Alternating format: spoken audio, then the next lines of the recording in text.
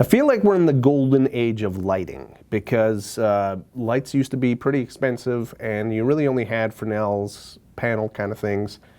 Now there's a lot of new things coming out, and I wanted to talk about one thing that's pretty cool. So this is the YN360 from Yongnuo. It's been out, I think, over a year, around a year. It's a cool light. I've got two of them. I didn't know what I was going to use them for when I bought them, but I bought two just in case, and they've come in handy a couple of times. But really recently, something I want to complain about after. Really fairly recently was the Yongnuo YN360 II. So different design, similar in terms of what it can do, and they made some improvements, and some things I think are maybe bits of a setback, but let's get to that. So good things about this guy was this is at 1% brightness. It's at 99, so that's it's a pretty good. I think it's 300 daylight LEDs, and then you could snap this off and make it tungsten. Ah, I'm on fire! And then it had this cool feature, which was RGB, so you could have a lightsaber. So this was everybody saw this as sort of like the poor man's Icelight, and as you may know, the Icelight is very pricey. So here's a nice little purple. Let's get some less blue in there. We've got a nice red. That's the old one. Cool. What is the problem with the old one? First of all, let's talk about this button that I already pressed by mistake. I was doing sort of an uplighting thing on a film a few days ago, and so I would turn it on. I would turn it on, set my light, then I would put it down, and it would turn off. It's just an annoying thing of this button. This dial is also the on and off button, and it's not a great design. Another thing is, I mean, this is kind of a thing, you might like it, you might hate it, maybe it'll depend on the situation, but the battery is a separate thing. It's a Sony NPF battery. You can get them anywhere, you can get different sizes, but you can't, I mean, it's pretty heavy, and it's adding a ton of weight to just this portion of the light. It's kind of annoying. But it's, I mean, pretty good design. One thing I like about it, you could do this, light it on the side. You can light it on its back if you're careful about it. And I was, when it was plugged in, attaching a ball head to attaching a ball head here and hanging it this way above someone. So but with a nice sort of fluorescent-y look to a small bathroom scene, it worked pretty well.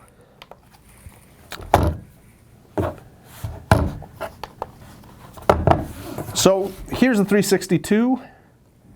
First thing, it looks so much nicer. It looks a lot like the Icelight, but it's got this cool pattern on the back. Why does it have that pattern? I don't know. Great thing about it is this is no longer the button. It's just a dial. Where's the button to turn it on? It's up at the top here, and it's just a flick the switch. Here you go. So this is actually super bright right now, so that's at nothing. Let's talk about what this does entirely differently. It no longer has this guy. It has separate controls for 3200. So this is at 3200 right now. This is on the coarse mode. You have a coarse and you have a fine. So this is a fine rolling of the, so I'm at 80%. Now I'm at 99%. So now, yeah, it's pretty bright, and if I turn over to the daylight mode, it's a whole other set of lights. There's way more lights in here. This isn't even at full blast. So, I mean, if you were to turn your camera to 4200, 4400, something in the middle of 54 and 32, get something pretty bright here versus, let's see what this was at 5600. I don't know, maybe the same brightness. It's hard to kind of see This is probably just hurting your eyes. They look pretty similar. It's hard to say. Again, it's blowing out. Anyway, so that's cool, but it also has, like the other light, it has the RGBs and very, very similar controls. It's basically the same light in a new housing with the daylight and tungsten feature. Another thing about this that's amazing is that it doesn't use a battery like this anymore. It's got a built-in battery.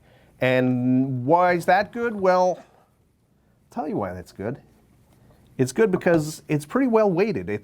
I don't feel like it's heavier on one side or the other versus this where it's clearly heavier up top. I mean, if I were to, it's just like a pendulum.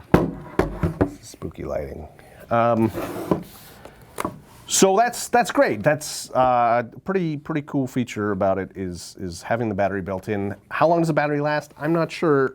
I've been playing with this a little bit today, and it's still at P9. Yeah, I guess it goes down to P0. One thing about this form factor that I'm going to say I really dislike is if you want to put it facing up, works great.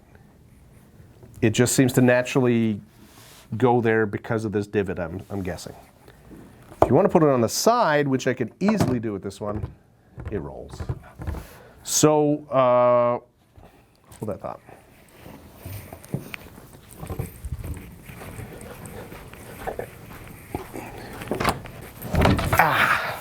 Okay. So, I grabbed one of these from the studio and just to give this a try. So this is just a clamp. Screw it into the screw hole at the bottom. And just by adding anything really that's not circular, I think you can get it to do what you want it to do. But that takes another thing. Whereas this guy, even without the battery, how do I eject the battery? You wanted him to stay on the side. He'll stay on the side because he's a rectangle. There you go. This guy, not so much, and that's a bit of a problem. Is it too much of a problem? Well, no, not really. I mean, I'm sure you can get something, even a piece of tape maybe to hold it in place. That's fine. There is only one screw hole at the bottom, and that's a problem. Because, say you mounted this on a stand, and the plug is up here. So you're going to have, here's the included cable. Just drop it in top here. If it's on a stand, you're losing half the length of this cable behind your light. And that's pretty annoying. Is it a deal breaker? No, I think it's actually not so bad. I mean, on the original, it was on the back here. It was just closer to the screw hole, and that made things a little easier. Let's talk about the app because they even advertise the app right here on the back of this thing. The app is, I'm going to say it's not totally fully functional. First of all, if you're on Android like I am, it's an APK file. And I don't know, maybe older Android devices it was easier, but I had to install an ES file explorer, or there's another file explorer that allows you to do it. Install that, turn off some security settings, then install the app because it's just not in the App Store. I don't know if it's going to be in the App Store. I think they had another app before for this one that wasn't so hard to deal with, or I'm forgetting things. The app is all right. It'll let you change the RGB. It lets you change the color temperature of the white light. The problem is it's got these 8-channel settings. And what I think is supposed to happen, because the manual isn't very clear, is that you're supposed to be able to set 8 separate lights on each of those channels. But when I tried to do that, I would be able to set this one up. I would adjust the colors a little bit. When I would go to a second channel and add this one, now that was the only light I could control. So I guess if you're setting them up in series, you have somebody screw them up somewhere and then you just turn them on and control them. I'm not sure. I feel like the app needs some ways to go. Maybe the Yongnuo YN360 III will be better. But overall, I'm going to say I really like this thing. It's not only does it let you live out your lightsaber fantasies in a way that the Icelight never could, because it was white, and this is...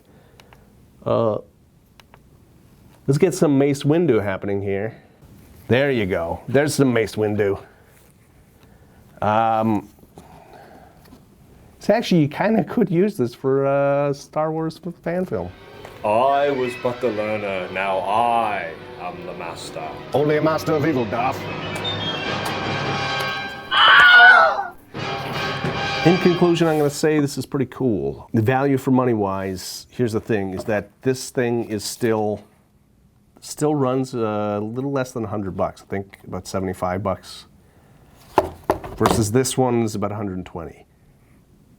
Are there enough new features and things to justify the price difference? I don't know. This thing definitely feels way better built. Nice hard plastic on it, whereas this felt a little cheap. Depends how rough you are with your stuff. I'm terrible for throwing things around, and I break things all the time. So this guy is probably more for me, so long as I get something like this to make it perfect all the way around. That's it.